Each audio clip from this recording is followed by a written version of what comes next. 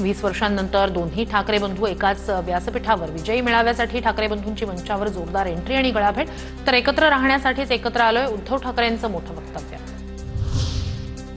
बाळासाहेबांचं स्वप्न पुन्हा साकार व्हावं, राज ठाकरेंचं वक्तव्य, तर आमच्या भाषणांपेक्षा आमचं एकत्र दिसणं महत्त्वाचं, उद्धव ठाकरेंकडून स्पष्ट.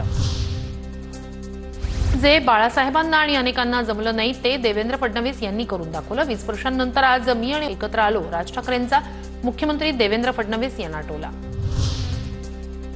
दोन्ही बंधू एकत्र येण्याचं श्रेय मला दिलं, त्याबद्दल राज ठाकरेंचे आभार मानतो. बाळासाहेब ठाकरेंचे आशीर्वाद मला मिळत असतील, मुख्यमंत्री देवेंद्र फडणवीस यांची प्रतिक्रिया. आपण सन्मार्गानं चालावं, सद्बुद्धीनं चालावं, ज्यांना दुर्बुद्धी येते त्यांची काय अवस्था होते तुम्ही पाहिलंच आहे, फडणवीसांची ठाकरेंवर टीका.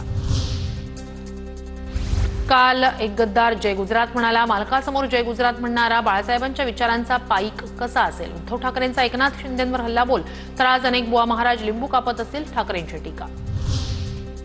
एकाची मराठीसाठी आणि दुसऱ्याची खुर्चीसाठी तळमळ, उपमुख्यमंत्री एकनाथ शिंदेंकडून राज ठाकरेंची स्तुती, तर उद्धव ठाकरेंवर टीका.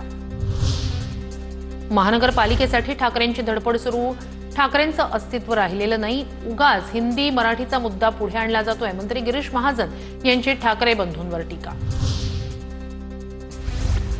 ठाकरे आणि मराठी माणसांची एकजूट महत्वाची, एकीचं आव्हान उभं करणं यातच महाराष्ट्राचं हित, ठाकरे बंधू मंचावर एकत्र आल्यानंतर रोखठोक मधून भाष्य.